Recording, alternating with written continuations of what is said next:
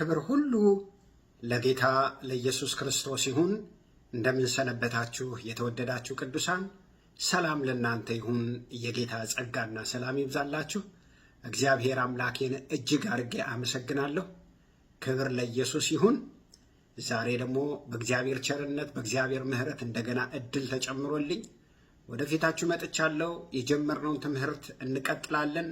እየተማርን ያለነው ትምህርት በጥልቅ በደንብ የእግዚአብሔርን ቃል እየተማርን ስለ ተሐድሶ ስለፈረሰው ቅጥር የእግዚአብሔር ግንበኞች የፈረሰውን ቅጥር አዳሾች በሚል በነህምያ ምዕራፍ 3 ላይ ነህምያ ስለሰራው ቅጥርና ነህምያ ስለሰራቸው ስለ 10 በሮች ነው እየተነጋገርን ያለነው። በጣም በጥልቅ ወደ ውስጥ ገብተን ነው እየተነጋገርን ያለነው ወገኖች ሆይ።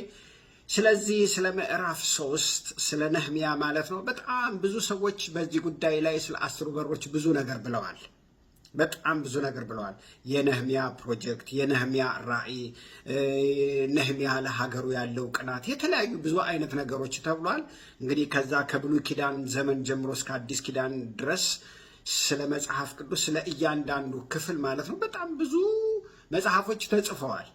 ታዲያ እያንዳንዱን እንግዲህ ይሄ በር ማለት ትርጉሙ ይሄ ነው፣ ይሄ በር ማለት ትርጉሙ ይሄ ነው ብሎ መጽሐፍ ቅዱስ አላስቀመጠልንም። ነገር ግን አንደኛ በጣም ብዙ መጽሐፎች ተጽፈዋል፣ ያንን እናነባለን።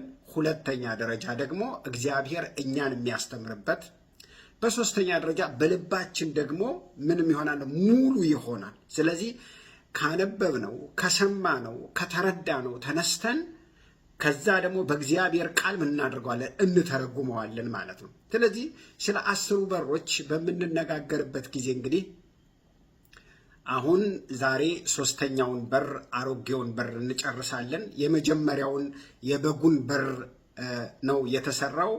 ነህምያ ምዕራፍ 3 ቁጥር 1 በምንመለከትበት ጊዜ ነህምያ በነበረበት ዘመን የነበረው ታላቁ ሊቀ ካህን ኤልያሴብና ወንድሞቹ ሊቀ ካህናትም አንድ ላይ ሆነው የበጉን በር ሰሩት ይላል። በበጉ በር ጀመሩና ከዛ ደግሞ ምዕራፍ 3 ቁጥር 32 ላይ በበጉ በር ጨረሱ ይላል ወገኖች። ስለዚህ ያ የበጉ በር ምንድነው በምንልበት ጊዜ እንግዲህ የጌታችን የኢየሱስ ክርስቶስ በጣም ብዙ ስሞች አሉት። አንደኛው ስሙ በጉ እንደሆነ ኢሳይያስ ምዕራፍ 53 እንደገና ደግሞ ዮሐንስ በወንጌሉ ምዕራፍ 1 ቁጥር 29 መጥምቁ ዮሐንስ የዓለምን ኃጢአት የሚያስወግድ የእግዚአብሔር በግ ብሎ ሲያስተዋውቀው እንመለከታለን። በዘሌዋውያን በሙሉ የበግ መስዋዕት ሲቀርብ እንመለከታለን። ለይስሐቅ የቀረበው ራሱ የበጉ መስዋዕት ስንመለከት በሙሉ በብሉይ ኪዳን ያነሰዋል፣ በግ እያለ ያነሰዋል። በአዲስ ኪዳን በብዛት በጉ እያለ ዮሐንስ ራእይ ጠቅላላ በአዲሲቱ ሰማይና ምድር በጉ ተብሎ ጌታ ኢየሱስ ክርስቶስ ስሙ ሲጠራ እንመለከታለን። እና በጉ የሚያሳየው የበጉ በር የጌታችን የኢየሱስ ክርስቶስን ሞቱን ነው፣ መስዋዕትነቱን ነው ብለን ተነጋግረናል። ከዛ ጌታ ኢየሱስ ክርስቶስ እንግዲህ ለእኛ ሕይወቱን አሳልፎ ሰጠን። የበጉ በር የሚያሳየው የጌታ የኢየሱስ ክርስቶስን የመስቀሉን ሞት ነው። ምክንያቱም ያ የመስቀል ሞቱ በጉ ይገዛል። ከተገዛ በኋላ ወደ ካህናት ይሄዳል። ካህናት ደግሞ ንጹሕ መሆኑን ያረጋግጡና ኃጢአቱን ወደ እንስሳው ይናዘዛል እጁን ዘርግቶ። ከዛ በኋላ መስዋዕት ይሆናል። በጉ ለጌጥ አይደለም። ዘጸአት ምዕራፍ 12 ምን ይላል? ንጹሕ በግ ውሰዱና ለአንድ ቤተሰብ አርዳችሁ ደሙን በመቃኑ ላይ በበራችሁ ላይ ቀቡ፣ ከዛ ስጋውን ደግሞ ተሰብስባችሁ ከባችሁ ብሉት ይላል። የመሰብሰባችን ምክንያት በጉ ነው። ጌታ የተመሰገነ ይሁን። የመዳናችን ምክንያት በጉ ነው። ጌታ የተመሰገነ ይሁን። ስለዚህ የበጉ በር ምንድነው ትርጉሙ በምንልበት ጊዜ የጌታ ኢየሱስ ክርስቶስን ሞቱን፣ መስዋዕትነቱን፣ መስቀሉን ነው የሚያሳየን። ታዲያ ኢየሱስ ክርስቶስ መስቀሉ የጠየቀው ሞት ነው የጠየቀው። እኛንም የሚጠይቀን መስቀሉ ምንድነው? ሞት ነው። ጌታ ኢየሱስ ክርስቶስ በማቴዎስ 16 ላይ ማንም እኔን የሚወድ ቢኖር መስቀሉን ተሸክሞ ዕለት ዕለት ይከተለኝ።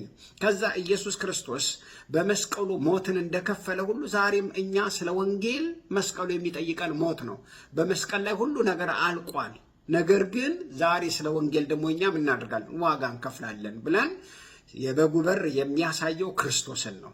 በሩ ደግሞ እኔ ነኝ ብሏል። ዮሐንስ ወንጌል ምዕራፍ 10 በሩ እኔ ነኝ ብሏል። ስለዚህ የነህምያ ምዕራፍ 3ን የበጉ በር በጉ ኢየሱስ ክርስቶስ ነው፣ በሩም ኢየሱስ ክርስቶስ ነው። ለምን?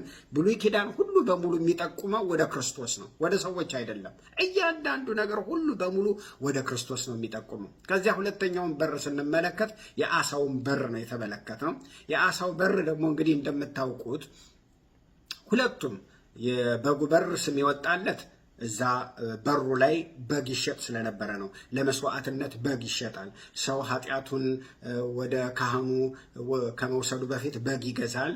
በግ ይገዛና መሰዊያው ቅርብ ነው፣ ወደ መሰዊያው ይሄዳል፣ ወደ መቅደሱ ይሄዳል። ኢየሩሳሌም ቅጥር ውስጥ ይገባና በዚህ በበሩ በኩል ይገባል እና ይሄ የበጉ በር የተባለው እዚህ ላይ በሩን እንደገቡ ቅጥሩን አልፎ እንደገቡ ግቢውን አልፎ እንደገቡ በግ ይሸጣል። ከዛ የተለያየ በግም ፍየልም ዋኖስም ርግብም በሬም ይሸጣል። ከዛ በብዛት ግን በግ ይሸጥ ስለነበረ ስም ይወጣለት የበጉ በር የተባለው ከዛ የተነሳ ነው። ሰው ለመስዋዕትነት በግ ይገዛ ስለነበር ነው። የአሳው በር ደግሞ ሁለተኛው አሳ ይሸጥ ስለነበር ነው። ስለዚህ የአሳው በር ደግሞ ስንተረጉም ምናልን የጌታ የኢየሱስ ክርስቶስን አዳኝነት የምንመሰክርበት ነው ብለናል። ለምን እንደዚህ ተባለ በምንልበት ጊዜ ጌታ ኢየሱስ ክርስቶስ ጴጥሮስን፣ ዮሐንስን፣ ያዕቆብን፣ እንድርያስን ሌሎቹንም ሐዋርያት ገሊላ አካባቢ አሳ ያጠምዱ የነበሩትን ሲጠራቸው በቃ መረባችሁን ተውና አሁን ደግሞ ሰውን የምታጠምዱ ትሆናላችሁ፣ ስለ እኔ ትመሰክራላችሁ ይላቸዋል። ስለዚህ አሳ ማጥመድ ከወንጌል ምስክርነት ጋር የተያያዘ ነው። ኢየሱስም እንደዛ ነው ያለው። ስለዚህ የአሳው በር ስም ይወጣለት በሩ ላይ አሳ ይሸጥ ስለነበር ነው። ነገር ግን ትርጉሙ ግን የወንጌል ምስክርነት ይመጣል። ወደ በጉ በር በክርስቶስ ኢየሱስ አምኖ ይድናል። ከዳነ በኋላ ምን ይላለኝ? እኔ ድኛለሁ፣ እዩኝ፣ በክርስቶስ ኢየሱስ ሕይወትን አግኝቻለሁ፣ መልካም ሆኖልኛል። እኔን ያየ ሁሉ ወደ እኔ ይምጣ፣ እንደገና ክርስቶስን ይመልከት። ወደ ክርስቶስ ኢየሱስ ተመልከቱ፣ አድኖኛል። በኃጢአት ውስጥ ነበርኩ፣ በጨለማ ውስጥ ነበርኩ፣ በሞት ውስጥ ነበርኩ፣ በሲቃ ውስጥ ነበርኩ፣ ተመልከቱኝ። በአካሌም ለውጥ አለ፣ በመንፈሴም ለውጥ አለ ብሎ ምን ያደርጋል? ይመሰክራል። ስለዚህ ወደ በጉ በር የመጣ በበጉ የዳነ ከዚያስ ወደ ምስክርነት ይመጣል ማለት ነው። ወገኖች ጌታ የተመሰገነው። አንድ ሰው ከዳነ በኋላ ምን ማለት አለበት? ያየነውንና የሰማነውን ከመናገር ዝም አንልም እንዳሉ ሐዋርያት ምን ያደርጋል? ስለ ክርስቶስ ይመሰክራል። ስለዚህ ምስክርነት ከአሳ ማጥመድ ጋር የተያያዘ ነው። ኢየሱስ ክርስቶስ ሐዋርያትን ጠራቸውና አሳ ማጥመዱን ተው፣ አሁን ሰው ታጠምዳላቸው አለ። ጌታ የተመሰገነው። ትክክለኛ ትርጉም ይሄ ነው። ሶስተኛ የተመለከትነው ደግሞ አሮጌው በር ነው። ምን ማለት ነው? አሮጌው በር ደግሞ የማይሻር የማይለወጥ እንግዲህ የእግዚአብሔር ቃል ከተጻፈ 2000 ዓመት ሆኖታልኝ። የማይሻረው የማይለወጠው የማይቀየጠውን ዘላለማዊ የሆነውን የእግዚአብሔርን ቃል ያሳየናል ብለናል። እያንዳንዳቸው 10 በሮች በትክክል ከመጀመሪያው ጀምሮ አንድ ላይ አብረው የሚሄዱ ናቸው። አንድ ሰው ዳነ፣ ወደ በጉ መጣ፣ ወደ ክርስቶስ መጣ። በበጉ በር ተጀምሮ በበጉ በር አለቀ ይላል አይደለ? ስለዚህ በበጉ ተጀመረ ስራችን፣ ከዚያስ የሚጠናቀቀው በበጉ ነው። በመስቀሉ ተጀመረ ስራችን፣ የሚጠናቀቀው በመስቀሉ ነው። አንድ ሰው ወደ ክርስቶስ ይመጣ ይድንና ከዳነ በኋላ ምን ይላል? እኔ ድኛለሁ ብሎ ስለ ክርስቶስ ይመሰክራል። ከዛ የእግዚአብሔር ቃል እውቀት ላይኖረው ይችላል። የሆነለትን ታመሜ ነበርኩኝ፣ ወድቄ ነበርኩ፣ በጨለማ ውስጥ ነበርኩ፣ በኃጢአት ውስጥ ነበርኩ፣ ጌታ አነሳኝ፣ ምሕረት አደረገልኝ፣ ተመልከቱኝ። ወገኖች ዮሐንስ ወንጌል ምዕራፍ 9 ላይ የነበረው ሰውዬ ኢየሱስ ሲያገኘው አይኑ በራ። አይኑ ልክ ሲበራ ምንድን ነው ያለው? ወገኖች ቤተሰቦቹ ሲጠየቁ እሱ ሙሉ ሰው ነውና ራሱ ይናገራሉ።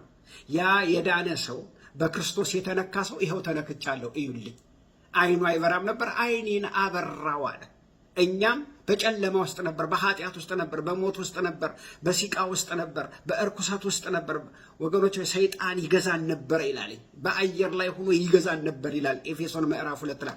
አየር ላይ ሆኖ ይገዛን ነበር፣ የራሳችንን ምኞት እንፈጽም ነበር ይላል። ነገር ግን ከጨለማው ስልጣን አዳነን፣ ወደ ልጁ ፍቅር መንግስት አፈለሰን ይላል ቆላስያስ ምዕራፍ 2 ላይም ሲናገር አያችሁ።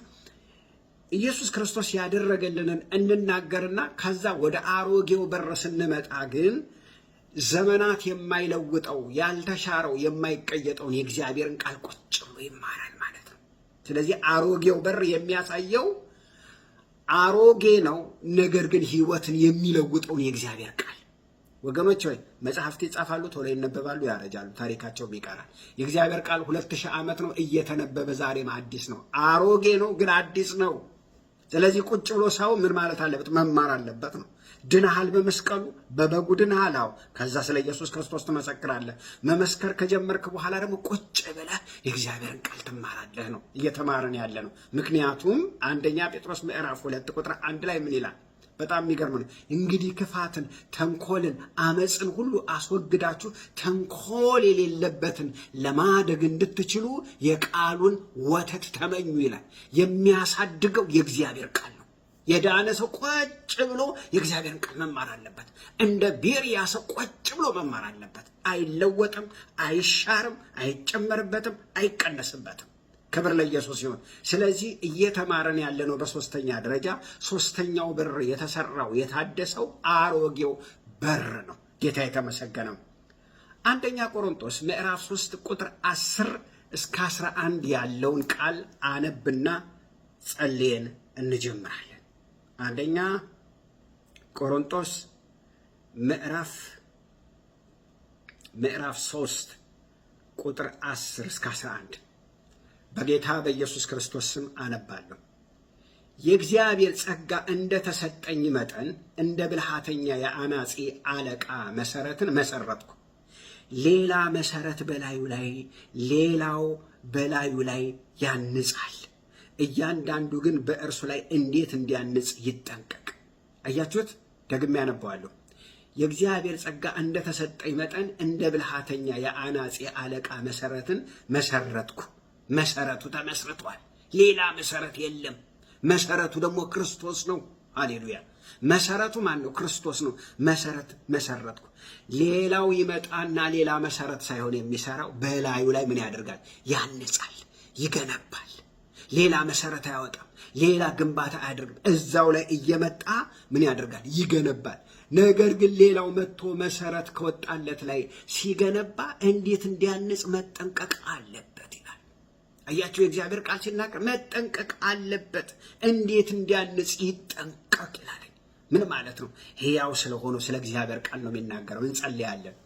ቅዱስ አባት ሆይ እናመሰግንሃለን። ስምህ የተባረከ ይሁን። ስምህ የተመሰገነ ይሁን። ስምህ የተወደሰ ይሁን። ስምህ የተቀደሰ ይሁን። ቃልህን አስተምረን፣ ቃልህን አብራልን፣ ቃልህን ግለጥልን። ከሁሉ የማንሰው ልጅህን እርዳኝ። ይህን የሚሰሙ ሁሉ ይነኩ፣ ይዳሰሱ፣ ይፈወሱ፣ ነፃ ይውጡ፣ እስራታቸው ይፈታ፣ ቀንበራቸው ይሰበር። አመሰግንሃለሁ። ክፉ ሁሉ የታሰረ ይሁን። ይሄ የእግዚአብሔር ቃል በየዓለም ሁሉ በሰው ቤት ይግባ በጌታ በኢየሱስ ክርስቶስ ስም አሜን።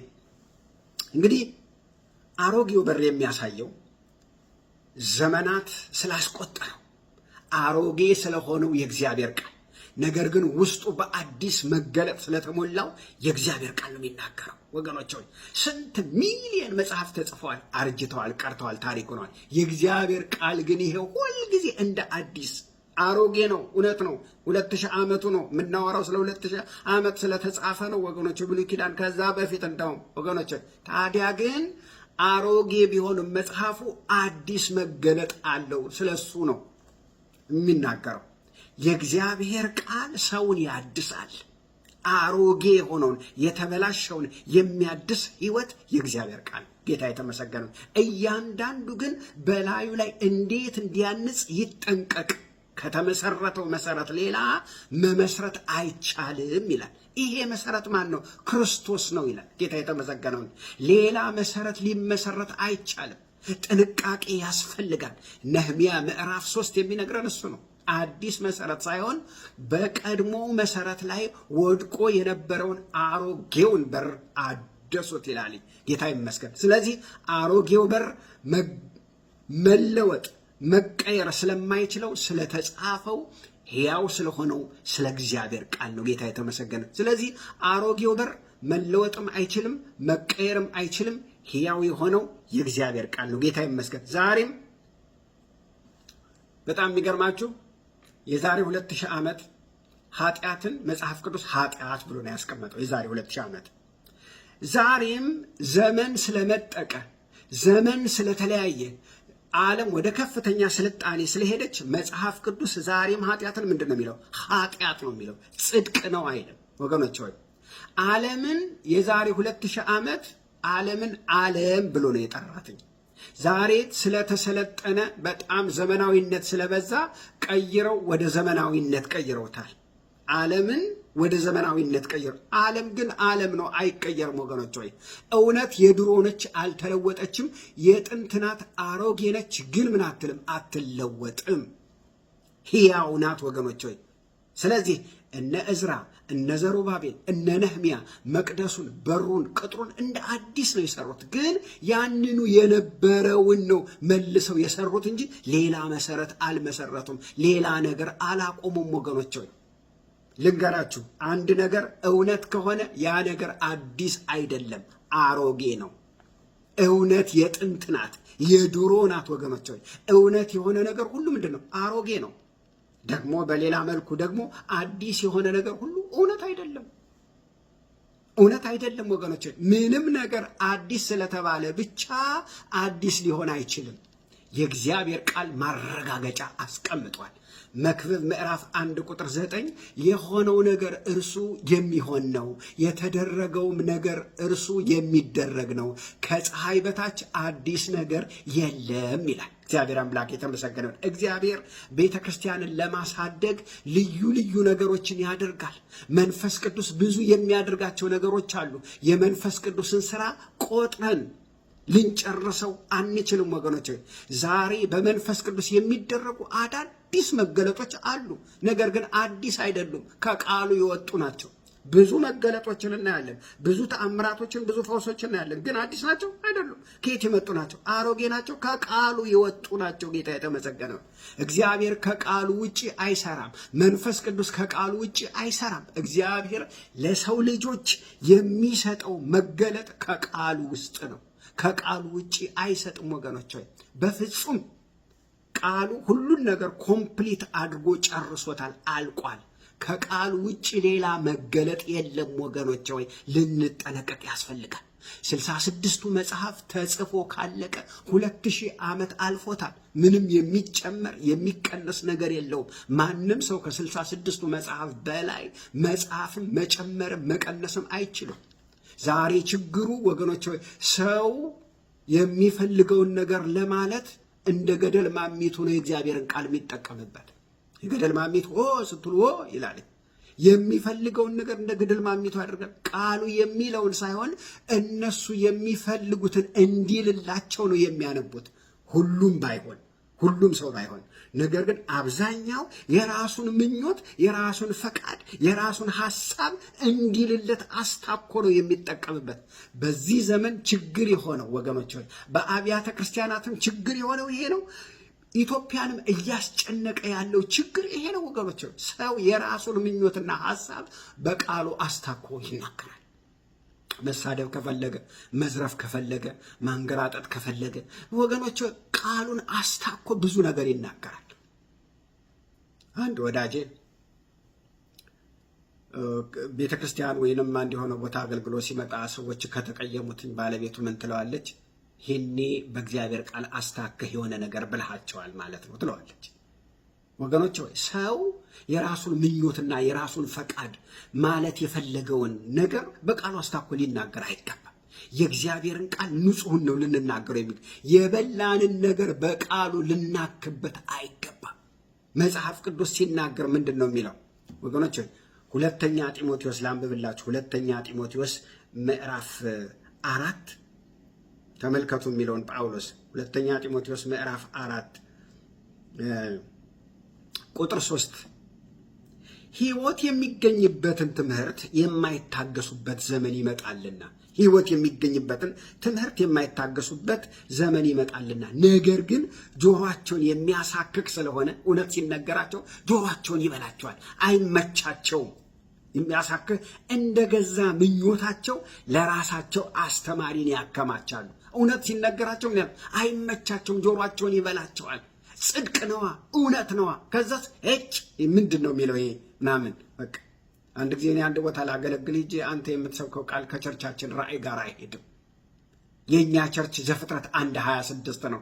ብዙ ተባዙ፣ ምድርን ሙሏት፣ ግዟት፣ አስተዳድሯት የሚል ነው እንጂ ይሄ ተቀደሱ፣ ይሄ እንደዚህ በሉ፣ ተመለሱ እንደዚህ ብሎ የሚያስጨንቅ ስብከት ከኛ ጋር አይሄድም ማለት ወገኖች ሆይ። እነዚህም እውነት ሲነገራቸው፣ ጽድቅ ሲነገራቸው፣ የእግዚአብሔር ቃል ሲነገራቸው ይላል ጆሮአቸውን ይበላቸዋል ይላል፣ አይመቻቸውም። ከዛስ እጭ ብለው ይሄዱና ለራሳቸው ምኞት የሚስማማቸውን ደስ የሚላቸውን ጽድቅ ለኃጢአታቸው ጽድቅ ሊቸንሳ የሚሰጣቸውን አይዟችሁ ጌታ ይረዳቸዋል ምናምን እያለ ለኃጢአታቸው የሚያበረታታቸው ወገኖች ሆይ፣ ሁላችንም ድካም አለን፣ ሁላችንም እንደክማለን፣ ኃጢአት እንሰራለን። ጌታ ሆይ አታድነኝም አታወጣኝም ለሚሉ ሰዎች አይደለም ይሄን የምናገረው። ኃጢአትን በድፍረት ለሚሰሩ፣ የእግዚአብሔርን እውነት ለማይፈልጉ፣ በአመፅ መሄድ ለሚፈልጉ ግን ይሄው ሁለተኛ ጢሞቴዎስ ምዕራፍ 4 የሚናገረው ይሄንን ነው ወገኖች።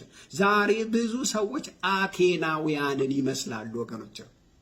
የሐዋርያት ሥራ ምዕራፍ 17 ቁጥር 21 ላይ የአቴና ሰዎች ሁሉና በዚያ ይኖሩ የነበሩ እንግዶች አዲስ ነገርን ከመናገርና ከመስማት በቀር ሌላ ጉዳይ ላይ አይውሉም ነበር ይላል ወገኖች። ወይ ምን ማለት ነው? ይሄዳሉ፣ አሪዮስፋጎስ አደባባይ ላይ ይሰበሰባሉ።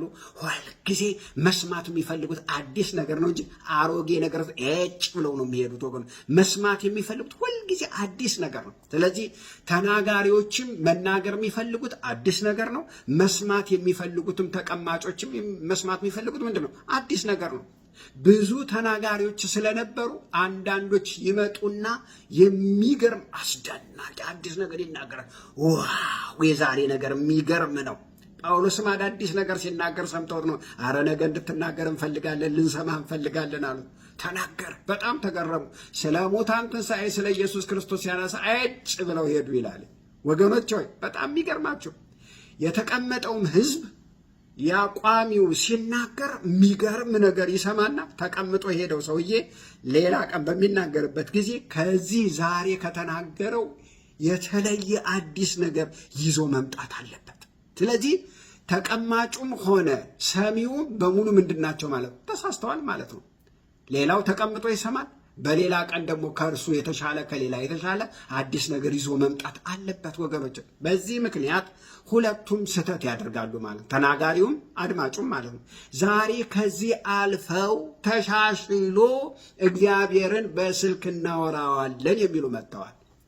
አላያችሁም? ሚዲያ ላይ ሃሎ ሃሎ እያሉ እግዚአብሔርን ኦንላይን እያወራ ነው የሚሉ። ከዛ ደግሞ ይሄ ደግሞ ከውጮቹ ከአፍሪካ ሀገር ይሄ ሲመጣ ወደኛ ሀገር ደግሞ ሲመጣ ስልክህን በዝርዝር ይነግሩሃል። ታዲያ ሌላኛው ደግሞ በሚሰማበት ጊዜ ከዚህ የተሻለ ለማምጣት ምን ያደርጋል? የአያትህን ስም ደግሞ ይናገራል ማለት ነው። እና የኛ ክርስቲያኖችም ወገኖች ሆይ ልክ እንደ አቴና ሰዎች መስማት የሚፈልጉት አዲስ ነገር ነው። ማቴዎስ ወንጌል፣ ሉቃስ ወንጌል፣ ዮሐንስ ራእይ፣ ዘፍጥረት ስትሏቸው መስማት አይፈልጉም። መስማት የሚፈልጉት አዲስ ነገር ነው። ስለዚህ ተናጋሪው የሚቆምና አዲስ ነገር መናገር ስለሚፈልግ ህዝቡም ያንን እንደሚፈልግ ስለሚያውቅ ምን ይላል? ከዚህ ከአሮጌው መጽሐፍ ልንገራችሁ ወይስ ከላይ ኦንላይን እንደወረደ ቡና ነው የምናውቀው ከላይ እንደወረደ። ህዝቡም ተቀብሎ ከጥቁሩ መጽሐፍ ሳይሆን ከላይ እንደወረደ ይላል። ያንን መጽሐፍ ይጥላል። ምን አይነት እርግማን ወገኖች ሆይ! ይሄ በጣም እኮ ድፍረት እኮ ነው ወገኖች ሆይ። ይሄ ዘመን ሰሚውም ተናጋሪውም ልክ እንደ አቴና ህዝብ የሆነበት ዘመን ነው ወገኖች። የእግዚአብሔር ቃል አዲስ ነው። ለምን? እኛ ያልደረስንበት እኛ ያልተለማመድነው ነገር ስላለው። ለእግዚአብሔርና ለቃሉ ግን አዲስ አይደለም። ለምን? ለእግዚአብሔር ምን አዲስ ነገር አለ? ለቃሉ ምን አዲስ ነገር አለ? ተጠቅጥቆ የተቀመጠ ነው። እግዚአብሔር መጽሐፍ ቅዱስ ነው። መጽሐፍ ቅዱሱ ደግሞ እግዚአብሔር ነው ወገኖች ሆይ። የእግዚአብሔር ሐሳብ በሙሉ በቃሉ ላይ ሰፍሯል። ስለዚህ የምንሰማው ሁሉ ከቃሉ መውጣት አለበት። የምንሰማው ሁሉ ልክ እንደ ቃሉ መሆን አለበት። የእግዚአብሔር ቃል በየጊዜው አዲስ ነው። በተገለጠ ቁጥር አዲስ ነው። ስላልደረስንበት ስንደርስበትም አዲስ ነው ወገኖች ሆይ። ግን ለእኛ ነው እንጂ አዲስ የሆነው ለቃሉ አዲስ አይደለም፣ አሮጌ ነው። ለእኛ ሲገለጥልን አዲስ ነው። የእግዚአብሔር ቃል ሲበራልን አዲስ ነው። ነገር ግን መጽሐፍ ቅዱስ አዲስ ነው አይደለም፣ አሮጌ ነው። የጥንት ቃል ነው።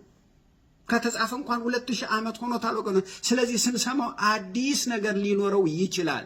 ግን ከዚህ ከአሮጌው ከተጻፈው ከሎጎሱ ውጪ ከዚህ ከተጻፈው ሕያው ከሆነ ሰማይና ምድርን ከተፈጠረው ቃል ውጪ አዲስ የሚባል ነገር የለም ወገኖች። በዚህ ዘመን እግዚአብሔር አዲስ መገለጥ አይሰጥም አይደለም፣ ይሰጣል። ነገር ግን ከቃሉ ውጪ ሌላ መገለጥ አይሰጥም። ከቃሉ ውጪ ሌላ መገለጥ የለውም። ሁሉ ተጽፎ ታትሞ ተደምድሞ አልቋል። ዮሐንስ ራእይ ምዕራፍ 22 በቃሉ ላይ የሚጨምር መቅሰፍት ይጨመርበታል ይላል። ፈሪሳውያን ችግራቸው ምንድነው? መጨመር። ሰዱቃውያን ችግራቸው ምንድነው? መቀነስ። የሚቀንስ ደግሞ ከህይወት ከዘላለም ህይወት ይቀነሳል ይላል። የእግዚአብሔርን ቃል ማንም አይጨምርም፣ ማንም አይቀንስም። ታትሞ አልቋል 66ቱ መጽሐፍ፣ ከዛ ውጭ የለም። አንዳንድ ሰው ልምምዴ ይሄ ነው ይልና ልምምዱን እንደ እግዚአብሔር ቃል አድርጎ ይናገራል። ወገኖች ልምምዳችን ከእግዚአብሔር ቃል ጋር የሚስማማ መሆን አለበት። የፈለገ ይሁን ሰማይንም ያወርድ ለምን አይሆንም? ከቃሉ ጋር ካልተስማማ ወገኖች ሆይ ከቃሉ የጎደለ ነው። ከቃሉ ጋር የማይስማማ ሰው ወገኖች ሆይ ያንን ሰው አንቀበልም። ዛሬ ቤተ ክርስቲያን የጎደላት ስጦታ ወገኖች ምንድን ነው ብትሉ የመናፍስት ስጦታ መለየት ነው። ይሄ ስጦታ ያስፈልጋታል። አጥብቃ መጸለይ ያለባት ይሄ ስጦታን እንድታገኝ ነው ወገኖች ሆይ። ዛሬ በጾም በጸሎት የምንፈልገው ነገር ዝነኝነትን የሚያስገኝ ነገር ነው ወገኖች ሆይ፣ ለዝና ወገኖች ሆይ። ይሄ ስጦታ ግን በጣም ለቤተ ክርስቲያን ያስፈልጋታል። መናፍስትን መለየት ወገኖች ለቤተ ክርስቲያን በጣም ያስፈልጋታል። ይሄ ስጦታ ባለመኖሩ ቤተ ክርስቲያን በብዙ ተበድላለች። በብዙ ተግዳሮት ውስጥ በብዙ ትግል ውስጥ ነው ያለችው። ያም ቢሆን እግዚአብሔር ግን አሳልፎ ምን አላላትም? አልሰጣትም ወገኖች። ስጦታ ባይኖርም ግን ወገኖች ቃሉ በእጃችን አለ። ጌታ የተመሰገነ ነው። ጌታ አሁን ተገልጦ ይሄ ነው ችግሩ ባይልም ቃሉ አለ። ቃሉ ወገኖች ልንመረምርበት እንችላለን። አንድ ነገር እንደ ቃሉ ካልሆነ በቃሉ መነጽር ልንጥለው እንችላለን። ለምን? እንዴት ተብሎ ተጽፏል። አንደኛ ዮሐንስ ምዕራፍ 1 ቁጥር 4 ምን ይላል? ተመልከቱ። ወዳጆቼ ሆይ መንፈስን ሁሉ አትመኑ ይላል፣ ነገር ግን መናፍስት ከእግዚአብሔር ሆነው እንደሆነ መርምሩ፣ ብዙ ሐሰተኛ ነቢያቶች ወደ ዓለም መጥተዋልና። አያችሁት? ከዚህ የበለጠ ወገኖች ሆይ ምን መመርመሪያ እናገኛለን? ቃሉ ከዚህ ወዲህ ምን ይናገረን ወገኖች? ከትንቢት ይልቅ የጸና የእግዚአብሔር ቃል እኮ ነው። የዛሬ ክርስቲያኖች ችግርን ሁሉን ነገር ወገኖች ሆይ ያምናሉ። በድሮ ጊዜ የነበሩ አማኞች ደግሞ ሁሉን ነገር ምን ያደርጋሉ? ይጠራጠራሉ። ሁሉን ነገር በቃ በአይን ነው የሚጠራጠሩት። በዚያ ጊዜ የነበሩ ክርስቲያን ሁሉን ነገር ይጠራጠር፣ ያሁኑ ደግሞ ሁሉን ነገር ያምናል። አንደኛ ዮሐንስ ምዕራፍ 4 ቁጥር 1ን የህይወታቸው መከላከያ አያደርጉ። ቃሉን ያዙ፣ በቃሉ መርምሩ፣ ፈትሹ የሚለውን አንደኛ ዮሐንስ ምዕራፍ 4 ቁጥር 1ን መመሪያችን አድርገን ጨበጥ አድርገን ይዘን ልንሄድ ያስፈልጋል። በጃንሆይ ጊዜ አንድ ነገር በጋዜጣ ከተጻፈ አረ በጋዜጣ እኮ ተጽፏል ብሎ ሁሉ ሰው ያምናል። ጋዜጣውን ማን ጻፈው ብሎ ግን ሰው አይጠይቅም። በሬዲዮ ከተነገረማ አረ በሬዲዮ ተነግሯል እኮ አለቅ ብሎ ሰው ሁሉ ሬዲዮን ያምናል። ወገኖች ሆይ ሬዲዮም ጋዜጣም ተናገረ ማለት እውነት አይደለም። ዛሬም ቤተ ክርስቲያን ደህና ሰው ያጋጥማት እንጂ መድረክ ላይ በሚቆም ሰው እጅ ላይ ወድቀናል። በልሳን ታታታታታታ አድርጎ የሰራው ጌታ እግዚአብሔር እንዲህ ይላል ቢል ሁላችንም ያንን ነገር ለማድረግ እንንደረደራለን። እግዚአብሔር ይርዳን ወገኖች። ለዚህ ነው ወገኖች ምን ይላል? የሆነ ነገር ያድርግና ምን ይላል? ሚስትህን ፍታ ይልሃል ይላል። ወገኖች ሚስትን መፍታት ግን በእግዚአብሔር ቃል ምን ተብሏል? መፋታትን እጠላለሁ ተብሎ ተጽፏል። ሰው ከሞት በስተቀር እንዳይለያይ ተብሎ ተጽፏል። ስለዚህ ግን ሰው ያንን ይሰማና ሚስቱን ይፈታል። ከእግዚአብሔር ቃል ወጣ ማለት ነው ወገኖች። ከእግዚአብሔር ቃል ይልቅ ትንቢት፣ የሐሰት ትንቢት እንደ ልምምድ የሆነበት ወገኖች ተመልከቱ። ለምሳሌ ጴጥሮስ፣ ዮሐንስ፣ ያዕቆብ በምናይበት ጊዜ በደብረ ታቦር ተራራ ላይ አደገኛ መገለጥ፣ የሚገርም ልምምድ ነው የመጣላቸው። ጴጥሮስ ሳይቀር እንኳን ክሬዚ እስኪሆን ድረስ የመጣው መገለጥ የሚገርም ነበር። 3 ዓመት አብረውት ነበሩ፣ ኖረዋል፣ ያውቁታል።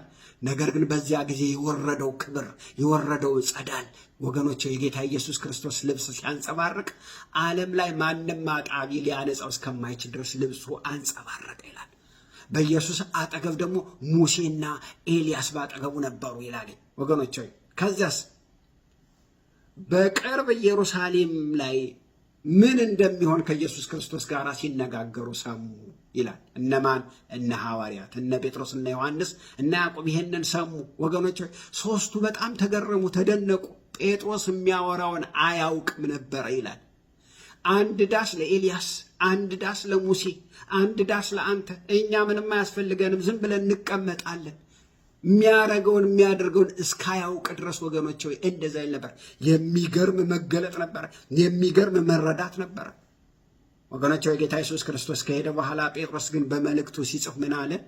አንደኛ ጴጥሮስ ምዕራፍ 1 ሁለተኛ ጴጥሮስ ምዕራፍ 1 ቁጥር 16 እስከ 21 ይህንን ልምምዱን ያነሳዋል። የእርሱን ግርማ አይተን እንጂ የምንጽፈው ነገር ነበረን ይላል። ምን ማለት ነው? ከኛ ወዲያ እንደዚህ አይነት ልምምድ ያገኘ ማንም የለም። ከኛ ወዲያ ላሳር ማለቱ ነው። ምን አለ ሲናገር? በብልሃት የተፈጠረውን ተረት ሳንከተል የጌታችንን የኢየሱስ ክርስቶስን ኃይልና መምጣቱን አስታወቅናችሁ።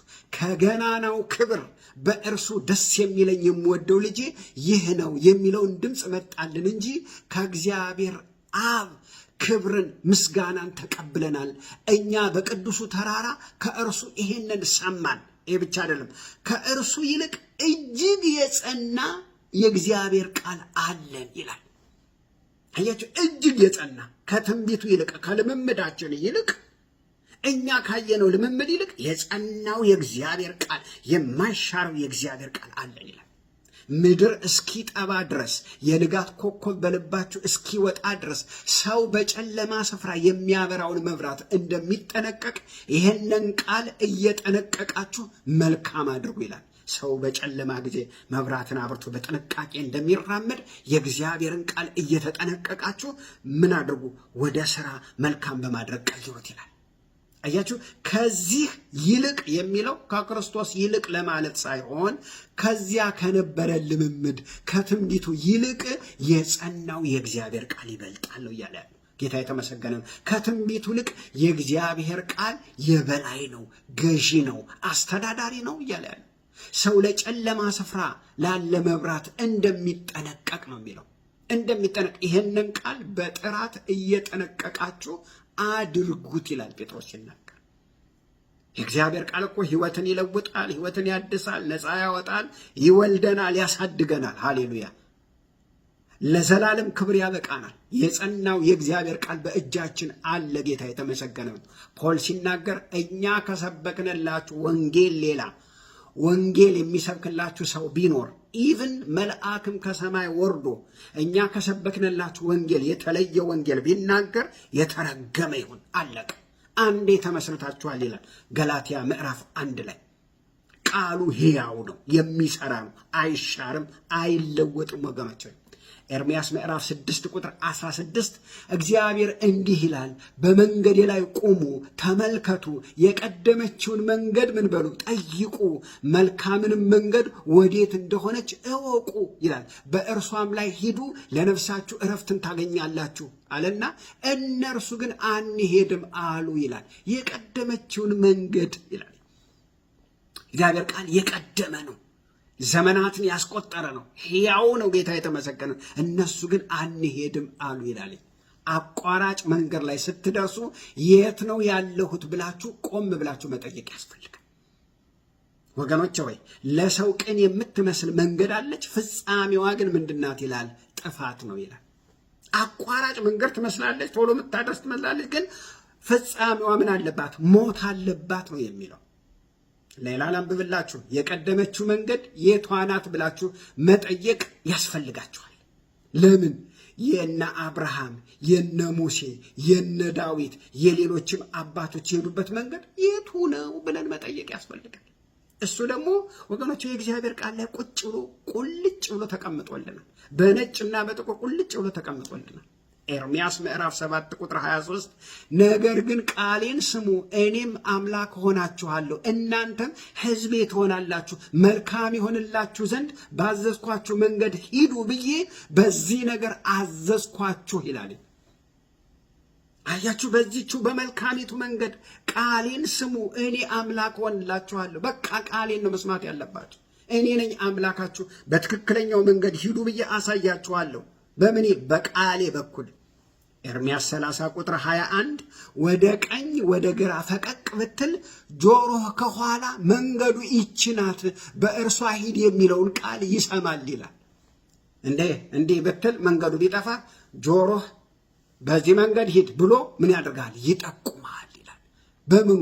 በቃሉ። ጌታ የተመሰገነ። ዛሬም መንፈስ ቅዱስ ይናገራል። ስንስት ወደ ግራ ወደ ቀኝ ስንል ወገኖቼ ሆይ መንገዱ ይሄ ነው ብሎ መንገዱን ያሳየናል። ጌታ የተመሰገነ። አንድ ታሪክ ልንገራችሁ። በሁለተኛው የዓለም ጦርነት ጊዜ አሜሪካ፣ እንግሊዝ፣ ሌሎችም አገሮች ከጀርመን ጋር በሚዋጉበት ጊዜ ወገኖች ሆይ ጀርመኖች የአሜሪካንን የወታደር ልብሳቸውን ለበሱ። የአሜሪካንን የወታደር ልብስ መልበስ ብቻ ሳይሆን የአሜሪካኖችን መኪና ያዙና በሙሉ መንገዱን ሁሉ ሳይኑን ቀየሩት ማለት ነው። ወደ ቀኝ የሚለውን ወደ ግራ፣ ወደ ግራ የሚለውን ወደ ቀኝ አድርገው በሙሉ ምልክቱን ሁሉ የመንገዱን ምልክት ሁሉ ቀየሩት። የአሜሪካ ወታደሮች በሚመጡበት ጊዜ ቀጥታ መንገዱ የተሳሳቱ መሰላቸው፣ ሊያገኟቸው አልቻሉም። ለምን? ሳይኑ ወደ ቀኝ የሚለው ወደ ግራ ስለተቀየረ። ስለዚህ ጀርመኖች ምን አደረጓቸው? አሜሪካኖችን አሸነፏቸው ማለት ነው። እና ጥቂት ሲቀራቸው አሜሪካኖች እንደተሳሳቱ ገባቸው። ተመለሱ። ለጥቂት ወገኖች አወቁባቸው።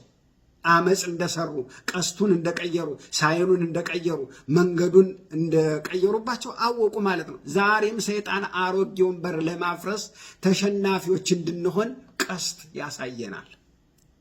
በዚህ መሄድ የማይገባንን በዚህ ያሳየናል። በዚህ መሄድ ሲገባን በዚህ ያሳየናል። ወገኖች ሆይ ምን ያደርጋል? ምድሪቱን በሙሉ ተመልከቱ። አሁን ብዙ ነገር ተቃይሯል። ስንቱ ነገር ተለዋውጧል መሰላችሁ? ግብረ ሰዶምን ተመልከቱ። የሰይጣን ቆሻሻ ስራ ነው። እግዚአብሔር ቢፈልግ ኑሮ አዳምንና አብርሃምን አይፈጥርም ነበር? ሄኖክንና ሌላ ሳሙኤልን አይፈጥርም ነበር? ወይስ ሔዋንንና ሐናን አይፈጥርም ነበር? አላደረገም። አዳምና ሔዋንን ነው የፈጠረው ወገኖች። ዛሬ ሰይጣን በጣም ብዙ አመጾችን ምድር ላይ ያደርጋል። እርኩሰት በስቷል። በቤተ ክርስቲያን ውስጥ እንኳን ይሄ አመጽ ገብቷል። ይሄ እርኩሰት፣ ይሄ ግብረ ሰዶም ገብቷል ወገኖች ሆይ። የምንወዳትን ኢየሩሳሌምን እንኳን ስትመለከቱ ወገኖች ሆይ ከተማዋ ላይ በግብረ ሰዶም የተጥለቀለቀች ናት። ቤተ ክርስቲያን ይሄ ነገር ገብቷል ወገኖች ሆይ። በጣም ያሳዝናል ወገኖች ሆይ።